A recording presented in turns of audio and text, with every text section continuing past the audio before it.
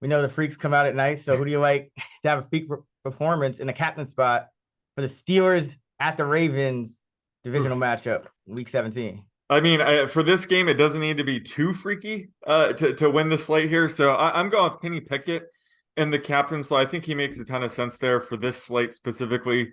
He likes to spread it around to Deontay, Pickens, and Freiermuth. So it's hard to pick any one of those guys because they all typically have a good game. So that's why I like Pickett here. He also, he has a ton of rushing upside, but he hasn't tapped into it recently. It's been 3 games now. He has failed to clear 20 more rushing yards, but any given week, he has the talent to go for 30 or even over 40 rushing yards. Plus, he only has 5 passing touchdowns this year and 3 rushing touchdowns. So he does tend to absorb just a lot of the fantasy production for himself, which is key for the captain slot. So I think his rostership will be fairly low for a quarterback, especially for what should be a low-scoring slate. So I'm gonna have to go with Pickett here. Yeah, I thought about Pickett as well. I'm going to go with Deontay Johnson is my Mm. favorite. He's been quietly consistent, even though he hasn't scored a touchdown yet this year. He has 5 or more catches in each of the past 5 games. And, I think that he's going to, again, be that kind of top target. He had 8 targets, 6 catches, 82 yards in the first matchup in a game that was 16-14. So I think he's kind of game script proof.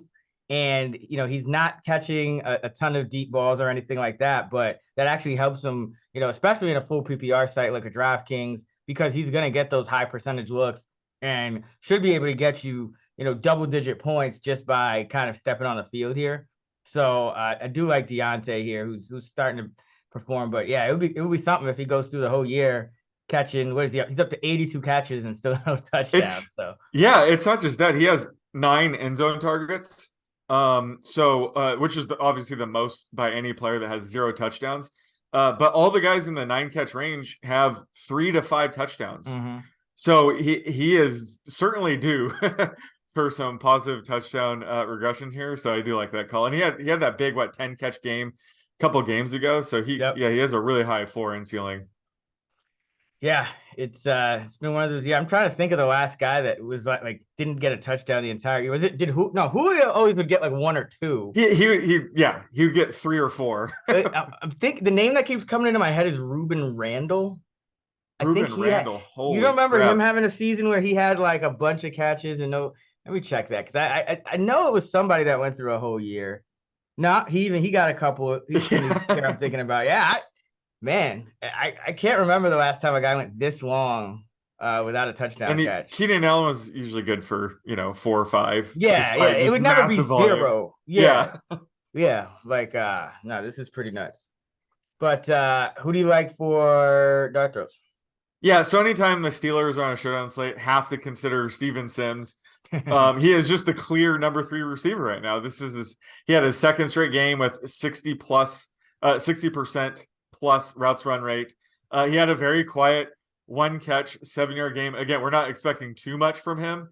And it was actually the second time out of the 9 games he's been on the Steelers where he didn't see a rush attempt. So typically he gets 1 to 3 carries a game. And the Ravens have been beatable in the slot. That's typically how you avoid Marcus Peters and Marlon Humphrey.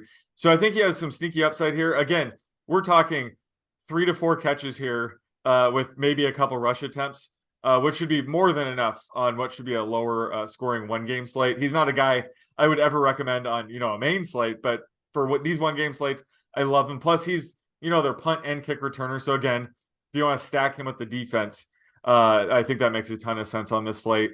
And then on the other side, got to go Sammy Watkins because, he was basically the Ravens' number 2 receiver last week in his debut. They really need him after Devin Duvernay was placed on IR. So, their wide receiver room has just been gutted this year. And he caught 1 pass for 40 yards, but have to imagine he only gets more involved, going forward as soon as this week. So he could break this slate with just a couple of catches. So he's the ideal kind of dart throw on the Ravens side.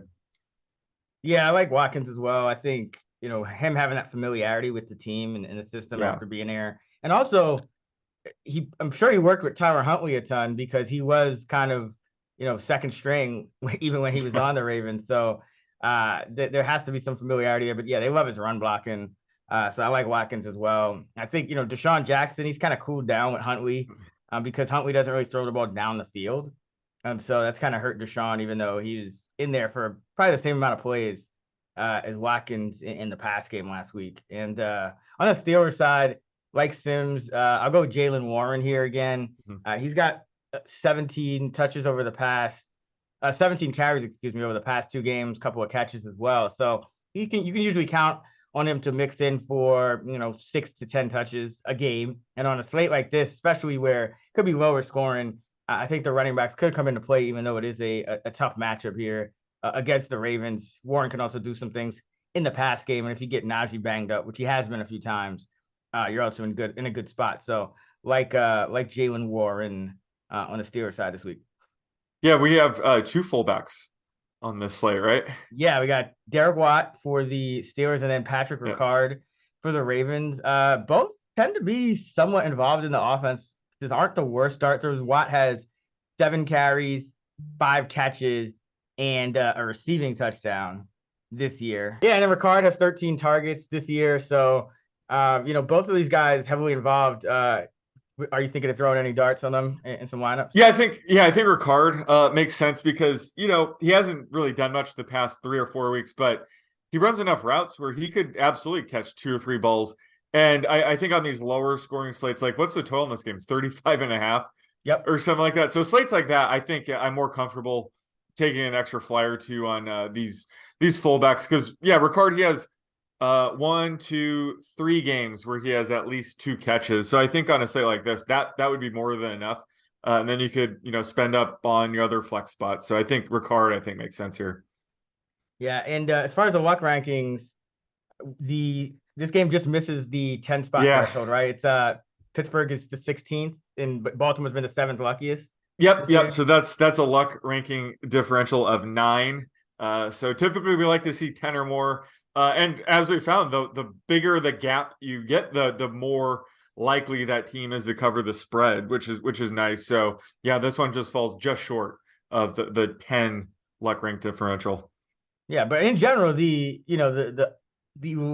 unluckier team. Yeah. So in this case would be the Ravens. Yeah. The Steelers. The Steelers. So the Steelers. The unluckier team has been covering about 55%. Yep. Just across all differentials, but it jumps to 57% when it's 10 or more, and 63% when it's 16 or more. So that is interesting. In this game, I mean, there's a crazy stat that I talked about with Stuckey on the Action Pod. In the Tomlin Harbaugh era, in this matchup, right? If you had just bet the underdog, you'd be 21-5-3. No matter if the Steelers are the underdog or the Ravens are the underdog. So it's like, this is kind of a matchup where I know the Ravens favored in this game. 2.5 now. Yeah, but it's, it could easily go the other way. And over the past 10 meetings between these two, underdog 10-0 against the spread. So, it's one of those things where it's just always close, and the team you tend to think is going to win or going to have the edge, it's usually the opposite. So, I think, got somebody like Najee Harris in that captain spot is not a bad play because, people are probably going to shy away because he's an underdog in a tough matchup. But in these kind of games, man, it's always just so tight. Yep.